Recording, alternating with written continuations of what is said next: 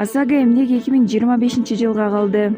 Автоунааларды камсыздандыруу 2024-жылдан эмес, 2025-жылдын 1-январынан тарта ишке кирмей болду. Муну экономика министрлиги билдирди. Министрлик азык-түлүккө, коммуналдык кызматтарга жана жашоо үчүн зарыл болгон башка нерселерге баалардын өсүшүнүн дүйнөлүк тенденциясын жана автоунаа ээлерине айып салуу кошумча финансылык оорчулук жаратарын эске алып, быйылдагы милдеттүү камсыздандырууну жылдырылганын билдирди. Өкмөт ОСАГОны киргизүүгө жылда эле аракет кылганы менен жыл сайын убактысы жылдырылып келет. 2023-жылдын апрелинен Кыргызстанда иштеген чет өлкөлүк жаранда жана чет элдик ишканалар үчүн автоунааны камсыздандыруу милдеттүү болгон. Мындан тышкары башка мамлекеттерде катталган автотранспорт каражаттарынын ээлери жана айдоочулары юридикалык жактардын, анын ичинде мамлекеттик органдардын жана жергиликтүү өз алдынча башкаруу органдарынын менчигинде же ээлигинде турган автотранспорт каражаттары да быйыл апрелден тартып автоунаасын милдеттүү түрдө камсыздандырылат.